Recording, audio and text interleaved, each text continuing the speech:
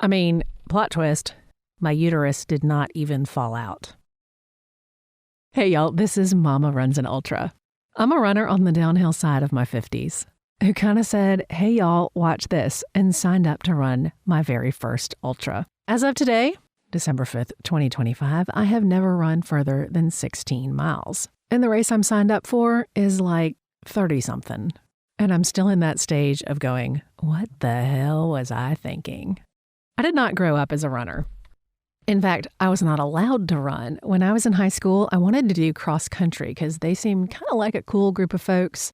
And I really liked the fact that you could be part of the team and never, ever have to run the races because only the top 7 got to run. And my school was one of those pretty competitive schools, so there was no way that was ever going to happen for me.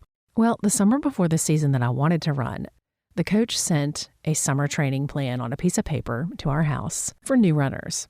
And the first step was run a mile. Well, I couldn't run a mile. And then my parents read the list and they said, you're not allowed to do that. Your uterus will fall out. Well, looking back on this from my 50s, I can tell you, if your uterus would fall out from distance running, so many women would be running voluntarily. But plot twist, my uterus did not fall out, but I also did not run the mile, ever. I wasn't allowed to, because it was too far for girls. And at the time, women were not even allowed to run in the Olympics marathon. Yep, some of y'all remember that. Between the stereotype of bad for your knees, possible medical emergencies of uteri falling out, and my parents' favorite quote, you'll use up your lifetime heartbeats. They really believed all this stuff. I was not a runner. And that did not change until my mid-40s. From my 30s through my mid-40s, I was a dedicated fitness walker. 3 miles a day, 3 days a week. That's it. And I was convinced that that was too much. At some point, walking was just taking too long. And I found Couch to 5K. Now, this is old school Couch to 5K on a piece of paper before the apps. I don't think I even had a smartphone yet. I don't even know if they existed. I didn't have a GPS watch or any way of measuring it. So I found this loop. It was a little over a mile around in a neighborhood down the street from me. And I would run one mailbox, walk one mailbox, run one mailbox, walk one mailbox. And it was supposed to be an 8-week training plan. But by the end of the 8 weeks, I was running about a mile and a half, not a 5K. So it took me another 6 months to build all the way up to being able to run a 5K without stopping.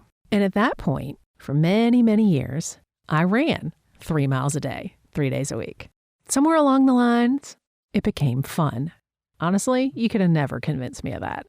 So objectively, here I am in my late 50s, definitely more physically fit than I was 25 years ago. What does that have to do with running an ultra? I don't know.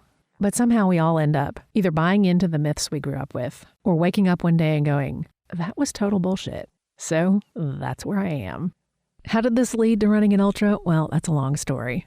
And that's why we're here, as Mama runs an ultra. Hey, Gen X.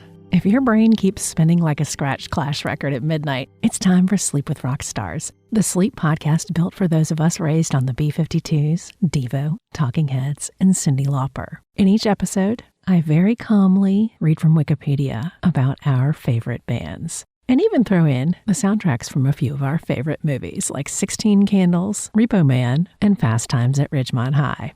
All that neon can live in your head rent-free.